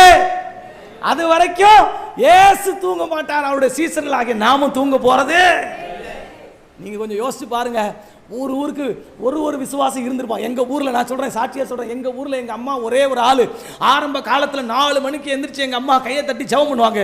எங்கள் வீட்டுக்கு பக்கத்தில் இருந்தவங்க ஒரு கத்தோலிக்க குடும்பத்தினர். அவங்க நக்கல் பண்ணுவாங்க, நையாண்டி பண்ணுவாங்க, தூங்க விடாமல் இந்த பொம்பளைக்கு அப்படி ஒரு குடும்பம் சரியில்லை, இவ பாட்டுக்கு பைபிளை தூக்கிட்டு பிள்ளைங்களை விட்டுட்டு அங்கங்கே போயிடுறா அப்படி சொன்ன ஆள் அந்த வீட்டில் இன்னைக்கு 3 பேர் ரட்சிக்கப்பட்டான். கிழக்கால எங்க வீட்டுக்கு கிழக்கு புறம் இருந்த ஒரு குடும்பத்தினர், இந்து குடும்பத்தினர், அவங்க அங்க ஸ்ரீரங்கத்தில் இருக்கிற மிகப்பெரிய கோயிலுக்கு வருஷம் தோறும் போய் சாப்பாடு சமைச்சு போடுவாங்க, ஊருக்கே சாப்பாடு போடுற அந்த குடும்பத்தில் 3 குடும்பம் ரட்சிக்கப்பட்டுருச்சு. எங்க வீட்டுக்கு தென்புறத்தில் இருந்த வடக்கு புறத்தில் இருந்த ஒரு குடும்பத்தினர் இன்னைக்கு சத்தியத்தை கேட்டு 2 குடும்பத்தினர் ரட்சிக்கப்பட்டு விட்டாங்க. எங்க வீட்டுக்கு மேற்கு புறத்தில் இருந்த ஒரு குடும்பத்தினர், கத்தோலிக்க குடும்பத்தை சேர்ந்தவங்க, மிகப்பெரிய எதிரி, சுவிசேஷம் சொல்ல வந்தாவே கல்லெடுத்து அடிப்பான். அவன் வீட்டில் இன்னைக்கு 3 குடும்பம். போன இடம் கோயம்புத்தூர்ல போய் ஒருத்தர் ரசிக்கப்பட்டான், சென்னையில் போய் ரசிக்கப்பட்டான், இங்க ஒரு குடும்பம் ரசிக்கப்பட்டுருச்சு. இன்னைக்கு எங்க அம்மா குடும்ப ஜெபத்துக்கு உட்கார்ந்தா 12 குடும்பம் வந்துருது. எங்க தெருவில் இருக்கிறதே 15 குடும்பம் தான். நான் விசுவாசிக்கிறேன், இன்னும் 2 குடும்பம் இருக்குது. அது ரட்சிக்கப்பட்ட பிறகு எங்க தெருவு ஜெபிக்கிற தெருவாக, எங்க தெருவு ஆராதனை நடத்துகிற தெருவாக, அவர்கள் சபைக்கு வர்றாங்களோ இல்லையோ, ஆராதனை நேரம் காலையிலேயே சாயந்தரமும் ஜெப ஆராதனை சத்தம் கேட்கிற தெருவாக மாற்றப் போகிறது. பிடிவாதமாக இருந்தவர்கள் இருந்தார்கள், ரவுடித்தனம் பண்ணுகிறவர்கள் இருந்தார்கள், துரோகிகள் இருந்தார்கள், விபச்சாரக்காரர்கள் இருந்தார்கள், பாவிகள் இருந்தார்கள். நாங்கள் வசித்த தெருவில் மிக மோசமானவர்கள் இருந்தார்கள். அவர்கள் வைத்திருந்த சுவிசேஷத்தை விட என் தகப்பன் இயேசுனுடைய இரத்தம் ஒண்ணுதான் பூர்ணமாக விடுதலையை கொடுத்துச்சே தவிர வேற யாருடைய சத்தியமும் எடுக்கல. ஒரே ஒரு ஆளுடைய ஜெபம் ஒரு 20 வருஷத்துல 15 குடும்பத்தை மாத்தும்னா நான் விசுவாசிக்கிறேன். ரொம்ப தூரம் இல்லைங்க, 100 கிராமம் கிளம்பிருச்சு. ராபி பாஸ்டருடைய இயேசு நல்லவர் சபை கிளம்பிருச்சு, ராஜமாணிக்க கிளம்பிட்டான். வெகு விரைவில் இந்திய தேசம் ரட்சிக்கப்பட போறது உறுதி. பிசாசு கொக்கரிச்சுட்டே இருப்பான், நீங்க அதெல்லாம் பார்க்கவே கூடாது. நமக்குள்ள இருக்கிற பரிசுத்த ஆவியானவர் தான் ஒருத்தனை பூரணமா சுகமாக்கி ரட்சிப்புக்குள்ள கொண்டு வர முடியுமே தவிர, பிசாசு நம்மளால ஒன்றும் பண்ண முடியலன்னு தான் சத்தம் போட முடியுமே தவிர, பூரணமாக ஒருத்தனை மாற்றக்கூடிய சக்தி உங்களுக்குள்ளும் எனக்குள்ளும் தேவா தந்திருக்கிறார் என்பதை மறந்து விடாதீர்கள். 1, எல்லாரும் இயேசு விசுவாசிக்க வேண்டும். 2, எல்லாரும் இயேசுவை ஏற்றுக்கொள்ள வேண்டும். 3, எல்லாரும் இயேசு மனம் திரும்ப வேண்டும். 4, எல்லாரும் ரட்சிக்கப்பட வேண்டும். 5, எல்லாரும் சத்தியத்தை அறிகிற அறிவை அடைய வேண்டும். 6, எல்லாரும் சாட்சியாக வாழ வேண்டும். 7, எல்லாரும் சீசர்களாக வாழையடி வாழையாக. அப்படின்னா என்ன அர்த்தம் தெரியுமா? நான் கல்யாணம் ஆச்சு, எனக்கு ஒரு பையன் பிறந்துட்டான், அவனுக்கு கல்யாணம் ஆகும், அவனுக்கு ஒரு விதை, கவனிங்க, ஒரு விதையை எடுத்துகிட்டு போய் ஊனி வைக்கிறீங்க. ராபி பாஸ்டர் இடத்துக்கு வந்திருக்கோன்னு வச்சுங்களேன், இல்லை உங்கள் வீட்டுக்கு வர்றோம், நீங்கள் சொல்கிறீங்க, பாஸ்டர் எங்கள் வீட்டில் பலாப்பழம் இருக்குது பாஸ்டர், எங்கள் வீட்டில் மாம்பழம் இருக்குது பாஸ்டர், ஒரு பழம் சாப்பிட்டு பாருங்களேன் அப்படி சொல்லி எங்களுக்கு இந்த மோகன் சேன டீம்லேருந்து ஒரு முறை பால் புருஷோத்தமன் அண்ணன் ஒரு டீம் வந்தாங்க. அப்போ நாங்கள் கொஞ்சம் இதெல்லாம் கொடுத்துவிட்டோம், பழம் கொடுத்துவிட்டோம் பாருங்கள், தம்பி இருக்காரு, இக்லேட் டீம்ஸ் வந்துச்சு, கொடுத்துவிட்டோம் பாருங்கள். அதை கொண்டு போய் ஜார்ஜுக்கு சாப்பிட்டு அப்புறம் ஃபோன் அடிச்சு சொல்கிறாரு, பாஸ்டர் இனி பழம் பழுத்தா யார்கிட்டையும் சொல்லாதீங்க, என்கிட்ட சொல்லியிருக்கேன், நான் வந்து கொஞ்சம் கொண்டு போயிருந்தேன். எனக்கு நான் நார்கோவில் போகும்போது அங்கேருந்து ஒரு சிலர் பலாப்பழம் கொடுத்தாங்க, இப்போ இங்கே வரும்போது பலாப்பழம் கொடுத்தாங்க, அதை வாங்கி போய் சாப்பிட்டுட்டு எங்கள் தோட்டத்தில் போட்டு விட்டோம் பாருங்கள், வந்துருச்சு. கவனிங்க, ஒரு விதையை போடுறீங்க, அந்த விதை என்ன ஆகும், எப்படி வளரும்? நீங்கள் அப்பப்போ கொஞ்சம் கனெக்ஷன் கொடுத்து பேசலைன்னா நமக்கு டக்குன்னு பேட்டரி டவுன் ஆகிடும். நம்ம ட்ரெயினர் இல்லை, நம்ம தான் முன்னாடி சொல்லிட்டோம்ல. ஒரு விதை பக்கத்தில் பார்த்து சொல்லுங்க, ஒரு விதை 2 இலையாகும், அப்புறம் கிளையாகும். பக்கத்தில் பார்த்து சொல்லுங்க, அப்பதான் புரியும். இலையாகும், 2 இலையாகும், அப்புறம் கிளையாகும், அப்புறம் பூ வரும், அப்புறம் காய் வரும், அப்புறம் கனி வரும், அப்புறம் என்ன வரும் சொல்லுங்க. நமக்கு ஐயோ எங்க வீட்டில் நல்ல மாம்பழமா இருக்கு, ஊரெல்லாம் பறிச்சு கொடுத்து சாப்பிடுங்க சொல்லுவோம். நம்ம அம்மா அம்மாவுக்கு என்ன செய்வாங்க, ஐயோ நான் சாப்பிட மாட்டேன், என் வீட்டில் சின்ன பிள்ளை இருக்காங்கல்ல அவனுக்கு கொண்டு போ, அவங்க 2-3 பழம் பாசை இன்னும் 2 கொடுங்க பாசை வாங்கி உள்ளே வச்சுட்டு போவாங்க. அப்பா மகா வருவா, மகா வந்துச்சா கேட்பா, அக்கா என்னம்மா அது பையில பெருசா இருக்கு, நீ 2 பழம் எடுத்துட்டு போ, அம்மா கொடுப்பாங்க. அவன் என்ன பண்ணுவா, அவன் அங்கே திருநெல்வேலியில இருந்து அங்கே திருவனந்தபுரம் போகிறதுக்கு அந்த 2 பழத்தை தூக்கிட்டு போவான். கவனிங்க, இவங்க என்ன பண்ணுவோம், பழத்தை சாப்பிட்டு பார்த்துட்டு ராபி பாஸ்டர் போன் அடிச்சு, பாஸ்டர் நீங்கள் கொடுத்த பழம் தெரியுமா பக்கா, அவ்வளவு டேஸ்ட்டு, அப்படி ரசித்து சாப்பிட்டோம். அப்படி நான் என் மகளுக்கு 2 கொடுத்து விட்டேன், அவள் திருவனந்தபுரம் ராமேஸ்வரத்துக்கே கொண்டு போயிட்டான். அவங்க போய் நல்லா சாப்பிட்டுட்டு என்ன செய்வாங்க, சாப்பிட்டு முடிச்சோன்னா கொட்டையை தூக்கி குப்பை குழியில் போடுவாங்க. கவனிங்க, எங்கே போடுவாங்க? 6 மாதம் கழித்து ராபி பாஸ்டர் தோட்டத்தில் இருந்த அந்த மாம்பழம் திருவனந்தபுரத்துலையும் ராமேஸ்வரத்துலையும் குப்பை குழியில் அந்த விதை முளைச்சிருக்கும். பக்கத்தில் கையை பிடிச்சி சொல்லுங்க, ஒரு சீசன் என்கிற விதை அவனை மாதிரியே இன்னொரு விதையை உருவாக்குவான். நாம எதுக்காக தெரியுமா ஓடிட்டே இருக்கிறோம்? நம்மளை போல இயேசுவை போல சீசர்களை உருவாக்குறதுக்கு தான். ஊரெல்லாம் விதை மறக்காம ஒரே ஒரு மாம்பழத்தை போடுறீங்க, 5 வருஷத்துல எத்தனை மாம்பழம் வருது? என்ன முடியல. 10 வருஷத்துல அந்த மரம் சாவறதுக்குள்ள எத்தனை விதையை உருவாக்குது? ஆயிரக்கணக்கில் கோடிக்கணக்கில் விதையை கொடுத்துருது இல்லையா? ஒரு சீசன் அப்போ எத்தனை விதையை உருவாக்கணும்? அதனால தான் ஊருக்காக ஓடிட்டே இருக்கிறோம். நான் உங்களை அன்போடு கூட வாழ்த்துக்கிறேன், உங்களை உற்சாகப்படுத்துகிறேன். உங்களுடைய ஓட்டம் ஒரு நாள் நிற்கக்கூடாது. நீங்கள் ஒன்றே ஒன்று மட்டும் செஞ்சிட்டிங்கன்னா போதும். நீங்கள் ஒரு விதையாக இருக்கிற நீங்கள் ஒரு நல்ல மரமாகி நிறைய பேருக்கு கனி கொடுங்க, நிறைய பேருக்கு நிழல் கொடுங்க, நிறைய பேரை வளர்த்து விடுங்க. ஆனால் ஒன்று மட்டும் சொல்கிறேன், ஆயிரக்கணக்கான விதைகளை உருவாக்கிட்டீங்கன்னா போதும். உங்களை போல் அநேக சீசர்களை உருவாக்கிட்டீங்கன்னா போதும். விதை என்ன செய்யும்? திரும்ப விதையை கொடுக்கும். விதை என்ன செய்யும்? திரும்ப விதையை கொடுக்கும். சீசன் என்ன செய்வோம்? திரும்ப சீசனை அதை மட்டும் உருவாக்கிட்டீங்கன்னா போதும். வாழையடி வாழையா. இன்னைக்கு ஒரே ஒரு விதை எங்கள் தாய் எங்களுடைய கிராமத்தில் 3/4 ரசிக்கப்பட்டது போல, அவங்க உருவாக்கி இருக்கிற இந்த 9 பேரோட சேர்ந்து அந்த ஊரை அசைக்க போகிறது போல நம்ம எல்லாரும் சேர்ந்து செபிக்கும் போது மிகப்பெரிய தாக்கத்தையும் மாற்றத்தையும் ஒரு நாள் இந்தியாவில் உலகமே தேவனுடைய ரட்சிப்புக்காக காத்திருக்கிறதை பார்க்கத்தான் போகிறோம். எனவே நான் கூட அன்போடு கூட வாழ்த்துகிறேன். நீங்கள் விதைத்திருக்கிற விதைகள் உண்மையாகவே கர்த்தர் கிரியை செய்வார். கர்த்தர் மிகப்பெரிய அறுவடை கொடுப்பார். இந்த சமுதாயத்துக்கும் சபைக்கும் தேவனுக்கும் மிகப்பெரிய ஆசீர்வாதமாய் இருக்கும் என்பதில் சந்தேகமே இல்லை என்று நான் உங்களுக்கு தெரிவித்துக் கொள்கிறேன். இந்த வாய்ப்புக்காக தேவனுக்கும் நன்றி செலுத்தி, அருமையான பாஸ்டர்களுக்கு நன்றி செலுத்தி கேட்ட உங்கள் அனைவருக்கும் என்னுடைய மனமார்ந்த வாழ்த்துதலை நன்றி தெரிவித்துக் கொள்கிறேன். கர்த்தர் உங்களை ஆசீர்வதிப்பாராக.